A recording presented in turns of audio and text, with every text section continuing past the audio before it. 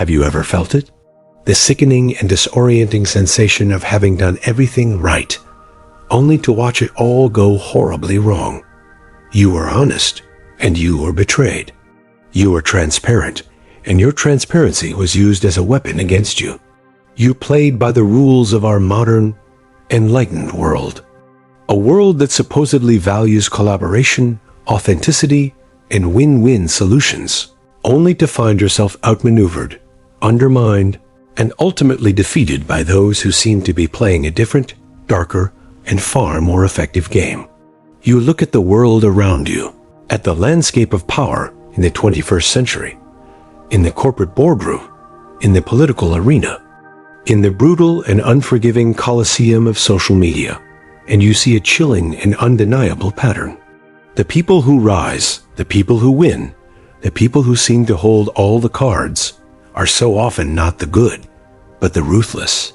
And you, the person who has clung to the comforting but naive virtues of a bygone era, are left in a state of profound and humiliating impotence. You are left with a question that feels like a betrayal of everything you have ever been taught to believe. What if the rules I have been playing by are a lie? This is one of the most dangerous and uncomfortable questions a modern person can ask. And it is a question that our culture, with its optimistic and deeply sentimental morality, is desperate to avoid. But there was one thinker in the history of the West who did not just ask this question, but who answered it with a cold, unflinching, and terrifying clarity. Niccolo Machiavelli. For 500 years, his name has been synonymous with evil, with tyranny, with the dark arts of cynical manipulation. We have turned him into a monster because we cannot bear the terrible and liberating truth of his central, hidden lesson that the world of power operates by a set of brutal and unchanging laws, and that to remain ignorant of these laws is to choose to be a victim. What would Machiavelli say if he were alive today? He would look at our modern world, with all its technological marvels and its progressive pieties, and he would laugh. He would see that the game has not changed, only the stage. He would see that the human heart, in all its ambitious, fearful, and self-interested glory, is exactly the same. And he would see a world that is more ripe for the picking, more full of naive and unsuspecting sheep than he could ever have possibly imagined. He would not write a book. He would build an empire. And he would do so by following the same timeless and devastatingly effective rules of power that he laid out 5 centuries ago. To understand these rules is to take the red pill. It is to awaken from the sentimental dream of our age and to see the world and the human soul as it truly is. The foundation. Seeing the world as it is, not as you wish it to be, before we can even begin to understand Machiavelli's rules. We must first accept his foundational and most challenging premise. This is the great and terrible secret that separates the master from the amateur, the wolf from the sheep. You must learn to see the world as it is, not as you wish it were, and not as it should be. The ordinary, good person is a prisoner of their own ideals. They believe in fairness, in honesty, in reason. They project these qualities onto the world, and they are perpetually shocked and disappointed when the world does not conform to their moral fantasy. The Machiavellian, in contrast, is a ruthless and unflinching realist. They have stripped away every last shred of sentimentality, of idealism, of wishful thinking, and they have had the immense courage to look at human nature in all its dark, complex, and terrifying glory. Rule number 1. Assume all men are bad. Machiavelli's starting point is a profound and strategic pessimism. Do not assume that people are good and will act honorably. Assume that they are self-interested, fickle, and will betray you the moment it is to their advantage. This is not cynicism. It is a form of psychological armor. To expect the best from people is to set yourself up for perpetual disappointment and defeat. To expect the worst is to be perpetually prepared, and to be pleasantly surprised on the rare occasions when you are wrong. Rule number 2. Fear is a more reliable motivator than love. A leader can be loved or they can be feared, Ideally, Machiavelli says, they would be both. But if you must choose, always choose to be feared.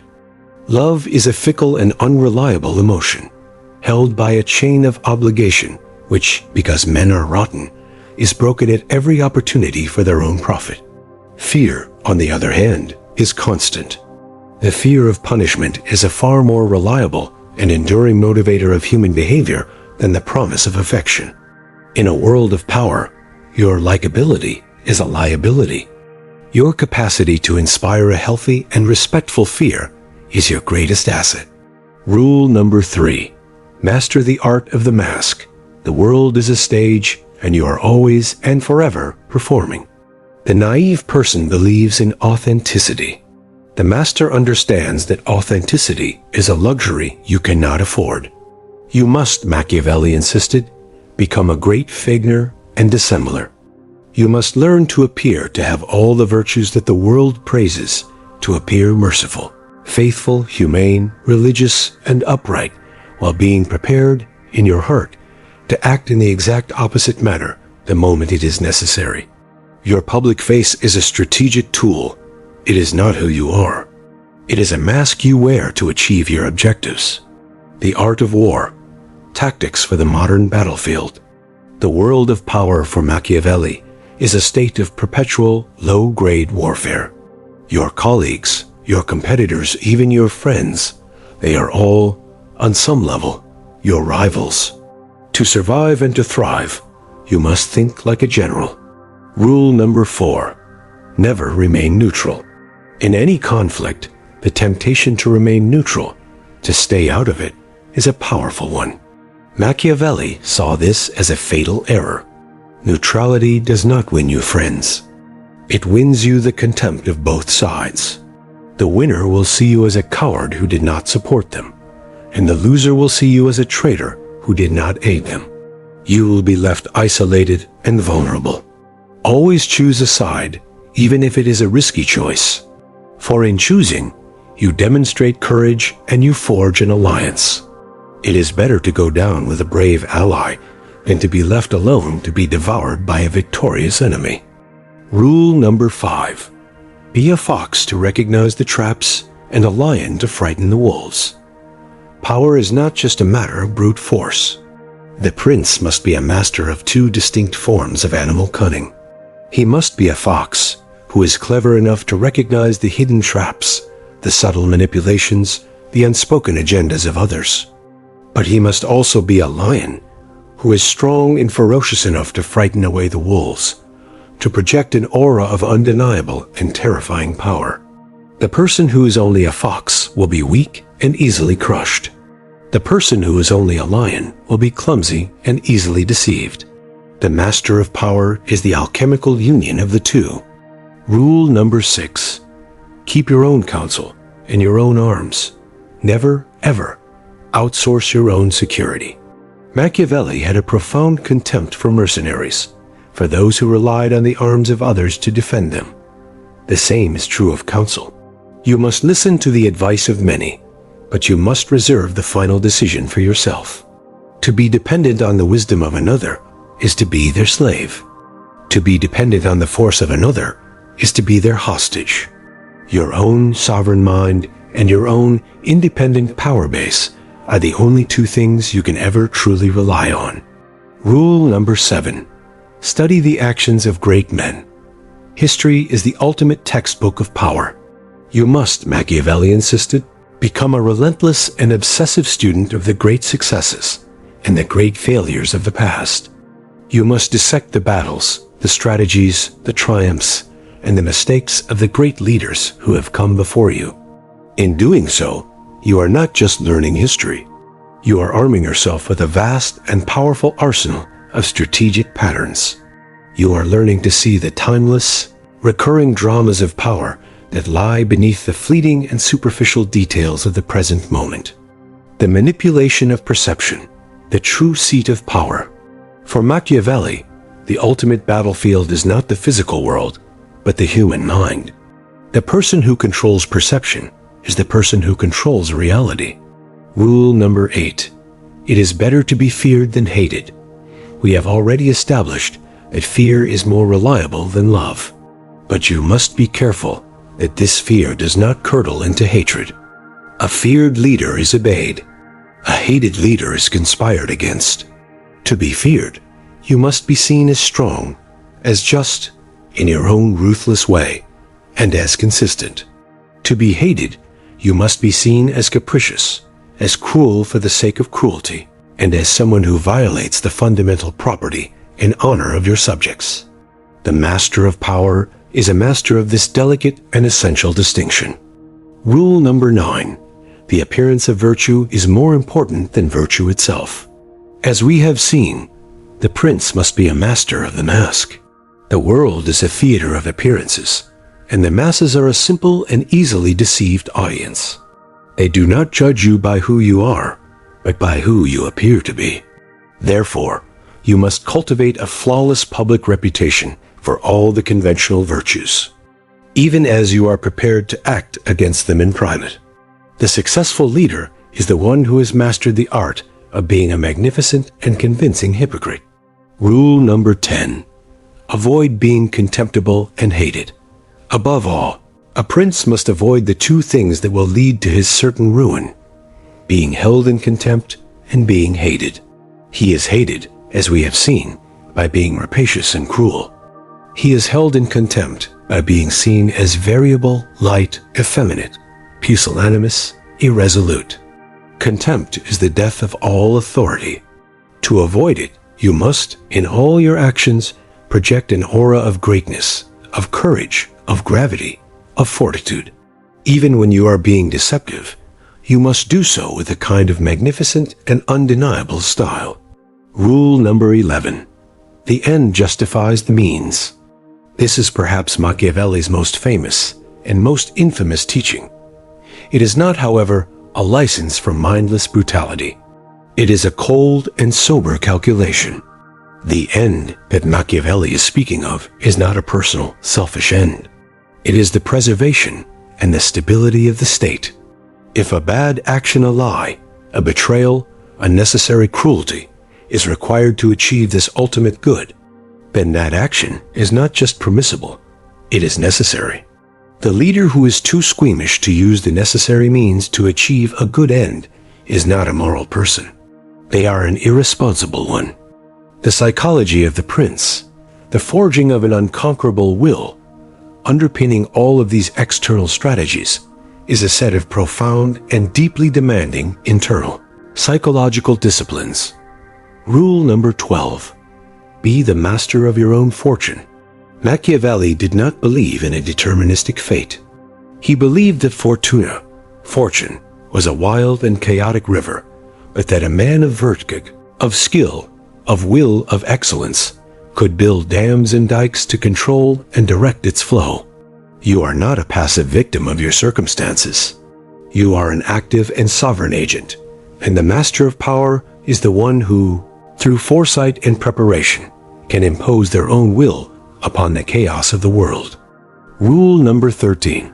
Study your own nature and the nature of the terrain. The successful general, Machiavelli noted, must have an intimate and expert knowledge of two things: the nature of his own army and the nature of the terrain on which he is fighting. The same is true of the prince.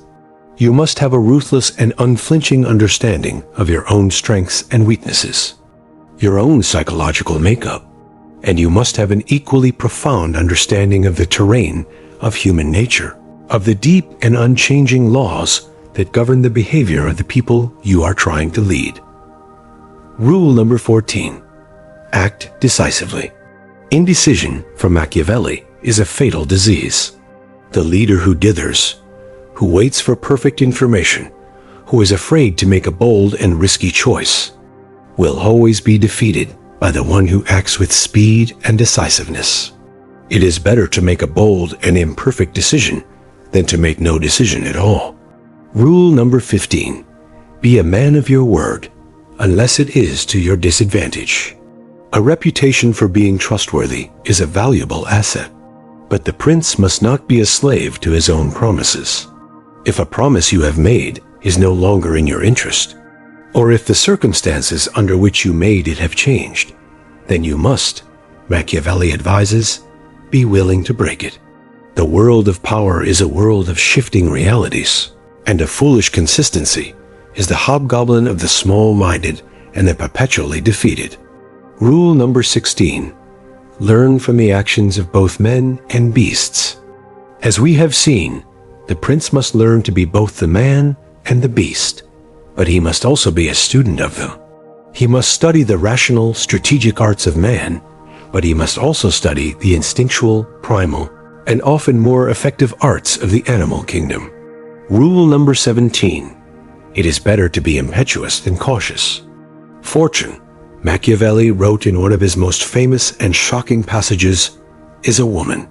And like a woman, she is more often won by the impetuous and the bold than by the cautious and the cold. There are times when a bold, risky, and almost reckless move is the only thing that can shatter a stalemate and achieve a great victory. The prince is not a gambler, but he is not afraid to make a calculated and courageous bet. Rule number 18.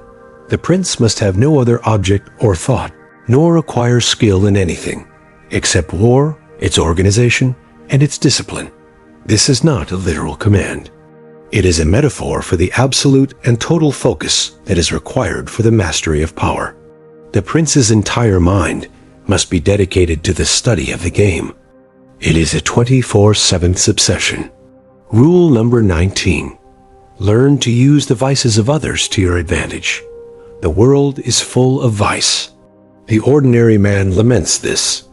The prince sees it as an opportunity. The greed, the vanity, the fear, the ambition of other people, these are not problems. They are levers. They are the psychological buttons that you can learn to push to move people in the direction you desire. Rule number 20. Be a patron of the arts, but for a purpose. The prince should appear to be a man of culture, a lover of the arts. But this is not for his own pleasure. It is a tool of statecraft.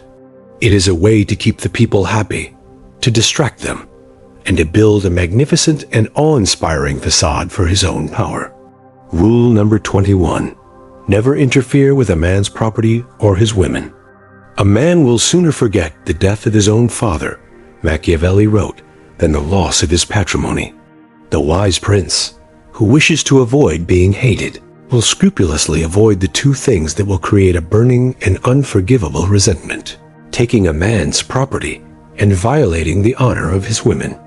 Rule number 22. A prince must show himself a lover of virtue and must honor those who excel in an art. You must be a talent scout. You must seek out and reward the excellent, the skilled, the virtuous. In doing so, you are not just encouraging excellence in your state. You are binding the most talented and ambitious men to your own cause. Rule number 23. The prince should choose a fox to advise him and a lion to lead his armies. You cannot be all things at once.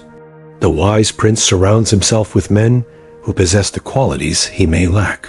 He knows how to delegate, how to choose the right man for the right job, and how to use the strengths of others to compensate for his own weaknesses. This is the great and terrible wisdom of Machiavelli. It is a wisdom that is not for the faint of heart. It is a wisdom that will not make you a good person in the conventional sense. But it is a wisdom that will, if you have the courage to understand and to apply it, make you a master of the one game that truly matters, the game of power. And in our modern world, a world that is more full of naive sheep and cunning wolves than ever before, this is not just a path to success. It is the only path to survival.